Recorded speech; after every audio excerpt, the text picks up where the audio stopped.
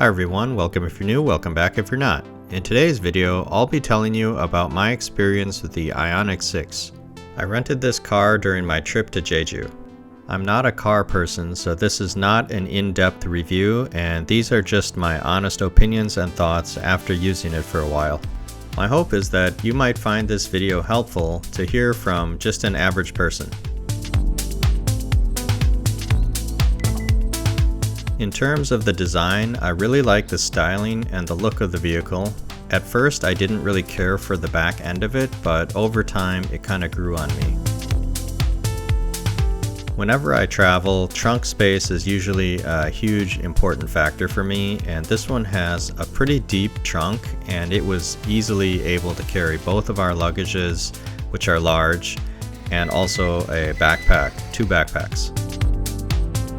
Even with all of that, there's plenty of space for other things. Here's an idea of what it looks like with luggage in the back.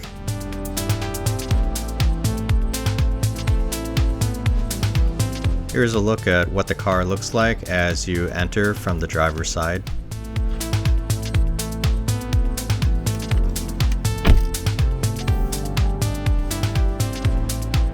Here are some of the key features that I highlighted in the video.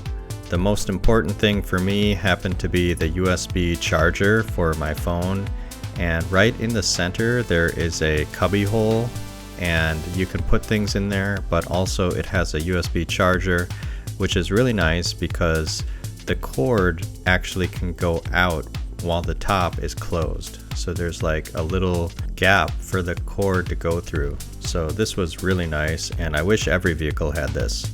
Okay, so I'm sitting inside the Ioniq 6. I'm not a car person. However, I do plan to buy an electric car. I've driven in a Chevy Volt, or is it Bolt? One of the electric Chevy one before. Ioniq 5, which I made a video about before. The inside here is very similar to the Ioniq 5. I feel like the Ioniq 5 is a little bit bigger. But this one's pretty spacious. The display is pretty much the same, and I think the infotainment center is like the same. So figuring that out was somewhat easy.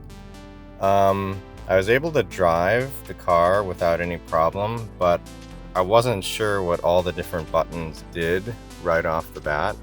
I'm still not 100% sure what those little silver ones do. The thing that I like is this little knob here where you turn it forward to drive and turn it backward to go in reverse. That's really convenient. I'm doing the 1 foot driving, where if you just press the accelerator you go, and then if you lift up your foot you kind of slow down. It's nice that there's this little pass through down here. But it does make it feel maybe more tight, I guess, not so spacious. It's spacious, but having this large thing between us in the middle, between the passenger, makes it feel a little bit smaller, I guess. But I do like the space underneath between so that things don't roll around.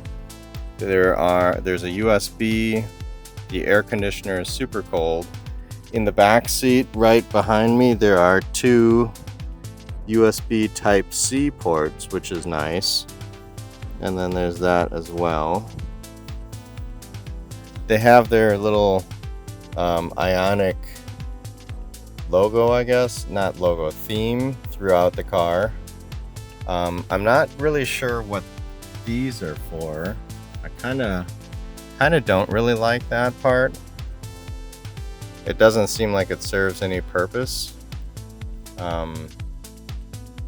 So yeah, the handle is really nice. There's a handle here, but actually you can just grab anywhere in this door to pull it like this.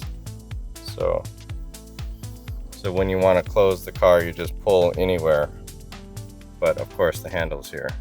But yeah, it feels good.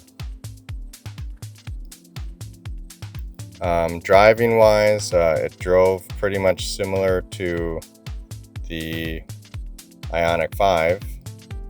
I don't feel like, well, I didn't really push it much because when I got it right from the rental car shop, I was driving kind of slow because whenever you get a new car from the rental shop, well, I usually get a little bit nervous because it's a new vehicle and I don't know where I am, so I don't really like accelerate quickly and stuff like that. Because it's an EV, it's of course very quiet. I started with 59% battery and I'm down to 54%. I only drove about 12 to 15 kilometers, I guess. Here's what happens when I press the drive mode. We have sport, eco, normal. Also, the inside of the steering wheel changes when I press the button. You can see green, white, red. So that's kind of a nice little touch. Climate control map. When I press map, this happens. When I press navigation, this happens. I didn't go through all this stuff. Media, great audio. So yeah, so far I'm enjoying the vehicle and I'm happy we got this one.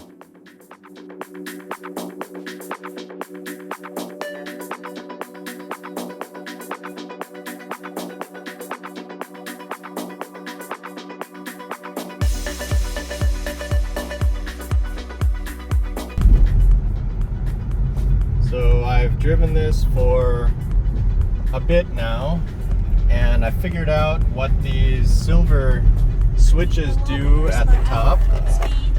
And these silver switches are controlling the regenerative braking.